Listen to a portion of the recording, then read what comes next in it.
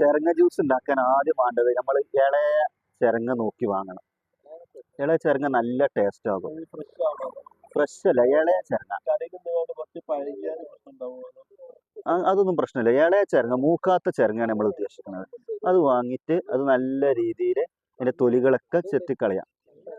അതിനുശേഷം കുക്കറിൽ ചെറുതായിട്ട് കഷ്ണങ്ങളാക്കിയിട്ട് നമ്മളൊരു കുക്കറിലിട്ടിട്ട് ഒരു 5 മിനിറ്റ് ഫസ്റ്റ് വിസിൽ അടിക്കണ സമയം അതെടുത്തിട്ട് അത് വേവിച്ചെടുക്കുക. കുറച്ച് വെള്ളം ഒഴിച്ചിട്ട് ഒന്ന് വേവിച്ചെടുക്കുക.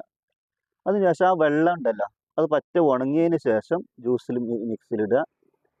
വേണമെങ്കിൽ എനിക്ക് എന്തെങ്കിലും സ്പെഷ്യലായിട്ട് കറാമ്പോ എന്തെങ്കിലും ഇടണമെങ്കിൽ അത് ഇടാം. വേണമെന്നുണ്ടെങ്കിൽ കുറച്ച് പഞ്ചസാര, ആവശ്യത്തിന് പാല്, അതൊക്കെ നമ്മൾ സ്പെഷ്യലാണ്. ചിലർ സ്പെഷ്യലാണ്.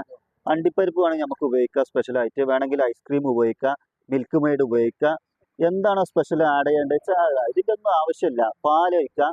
ഈ പാല് പറ്റാത്തവരാണെന്നുണ്ടെങ്കിൽ തേങ്ങാപ്പാലിൻ്റെ ഫസ്റ്റ് ഇത് ഒന്നാം പാല് അത് ഉപയോഗിക്കാം.